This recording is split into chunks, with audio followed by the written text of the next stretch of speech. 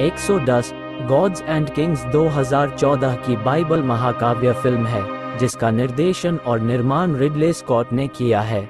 Film में Christian Bale, Joel Edgerton, John Turturro, Aaron Paul, Ben Mendelsohn, Sigourney Weaver और Ben Kingsley हैं। तो हम कहानी में आगे बढ़ते हैं, लेकिन अगर आपने हमारे चैनल को सब्सक्राइब नहीं किया तो अभी कर लें, जिससे आपको हमारे नए वीडियोस के नोटिफिकेशंस प्राप्त होते रहें। 1300 ईसा पूर्व में मूसा, मिस्र के शाही परिवार का एक सामान्य और स्वीकृत सदस्य, कादेश में राजकुमार रामेसेस के साथ डेरा डाले हुए हित्ती सेना पर हमला करने की तैयारी करता है। एक उच्च पुजारिन जानवरों की आंतों से एक भविष्यवाणी करती है, जिसका संबंध वह रामेसेस के पिता सेटी प्रथम से करती है। वह भविष्यवाणी के दो लोगों को बताता है, जिसमें एक मूसा या रामेसेस दूसरे को बचाएगा और नेता बनेगा। लड़ाई के दौरान मूसा ने रामेसेस की जान बचाई, जिससे दोनों व्यक्ति परेशान हो गए। बाद में मूसा स्वेच्छा से अपने चचेरे भाई के स्थान पर वायसराय हेगेब से मिलने के लिए पिथोम शहर गया, जो हिब्रू दासों की देखरेख करता था। अपने आगमन पर वह गुलाम जोशुआ को कोड़े मारे जाने का सामना करता है और दासों की स्थितियों से भयभीत हो जाता है।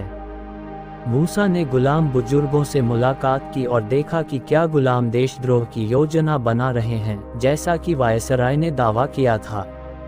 उक्त बैठकों के बाद मूसा को जोशुआ के माध्यम से एक संदेश मिलता है कि नन उसकी तलाश कर रही है। मूसा नन को प्रार्थना घर में पाता है, जहां नन उसे उसकी असली वंशावली के बारे में बताती है। वह हिब्रू माता पिता की संतान है, जिसे उसकी बहन मरियम ने फिरौन की बेटी द्वारा पालने के लिए भेजा था। उसका जन्म यहूदी उत्तराधिकारियों के विनाश के दौरान हुआ था। मूसा इस रहस्योद्घाटन पर स्तब्ध रह गया और गुस्से में चला गया। इस दौरान उस पर दो गार्डों द्वारा हमला किया जाता है, जिन्हें वह तुरंत मार देता है। हालांकि दो इब्रानियों ने नन की कहानी सुनी और वायसराय को इसकी सूचना दी। सेती की मृत्यु के तुरंत बाद मूसा घर लौट आता है और रामेसेस नया फिरौन बन जाता है। हेगेब ने रामेसेस को मूसा की असली वंशावली के बारे में बताया, लेकिन रामेसेस इस बात से सहमत नहीं है। रानी तुया के आग्रह पर वह नौकर मिरियम से पूछताछ करता है, जो मूसा की बहन होने से इनकार करती है। जब रामेसेस ने उसकी बाँह काटने की धमकी दी, तो मूसा ने हस्तक्षेप किया और पुष्टि की कि वह एक हिब्रू है। हालांकि तुया चाहता है कि मूसा को मार दिया जाए, रामेसेस फिर भी कहानी पर विश्वास करने को तैयार नहीं है। इसके बजाय उसे निर्वासित कर देता है। मिस्र छोड़ने से पहले मूसा अपनी दत्तक माँ और मिरियम से मिलता है, जो उसे उसके जन्म के नाम मोशे से बुलाती हैं। रेगिस्तान में यात्रा के बाद मूसा मिद्यान आता है, जहां वह सिप्पोरा और उसके पिता जैथरो से मिलता है। मूसा एक चरवाहा बन जाता है, सिप्पोरा से शादी करता है और उसका एक बेटा गेरशोम है। वर्षों बाद मूसा चट्टान खिसकने से घायल हो गया।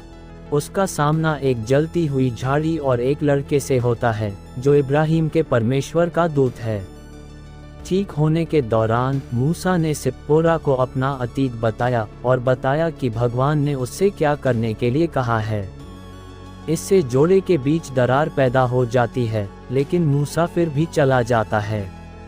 मिस्र में मूसा नून और जोशुआ के साथ फिर से मिला और पहली बार अपने भाई हारून से मिला। मूसा ने इब्रानियों को दास्ता से मुक्त करने की मांग करते हुए रामेसेस का सामना किया। रामेसेस ने सुनने से इनकार कर दिया और जोर देकर कहा कि उन्हें मुक्त करना आर्थिक रूप से असंभव है। मूसा द्वारा रामेसेस के जीवन को धमकी देने पर रामेसेस ने मूसा की मृत्यु का आदेश दिया और मूसा के मिलने तक यादृच्छिक हिब्रू परिवारों की हत्या का आदेश दिया। अपने सैन्य कौशल का उपयोग करते हुए मूसा दासों को प्रशिक्षित करता है और उन्हें विद्रोह में ले जाता है, जिससे रामेसेस को कठोर जवाबी कार्रवाई करने के लिए प्रेरित किया जाता है। परमेश्वर का दूत मूसा के सामने प्रकट हुआ और उसने बताया कि 10 विपत्तियां मिस्र को प्रभावित करेंगी। पहली 9 विपत्तियों ने मिस्र और उसके लोगों को बड़े पैमाने पर नुकसान पहुंचाया, लेकिन रामेसेस अपनी स्थिति बनाए रखने के लिए अपने ही लोगों पर अत्याचार करने से भी पीछे नहीं हटे।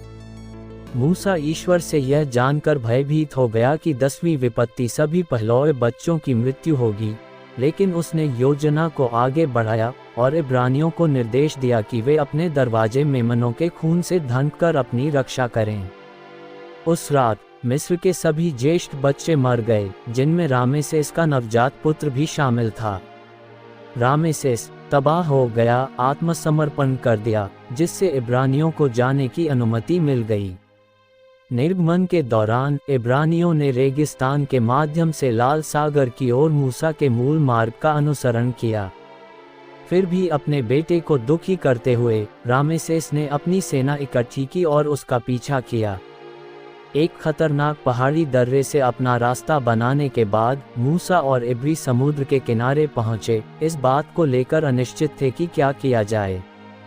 निराशा में मूसा ने अपनी तलवार समुद्र में फेंक दी, जो पीछे हट गई और विपरीत दिशा के लिए रास्ता साफ कर दिया। रामेसेस और उसकी सेना ने पीछा जारी रखा, लेकिन मूसा उनका सामना करने के लिए पीछे रह गया। लाल सागर पलट गया, जिससे अधिकांश मिस्रवासी डूब गए जो अभी भी पार कर रहे थे। मूसा बच गया और इब्रानियों में फिर से शामिल हो गया।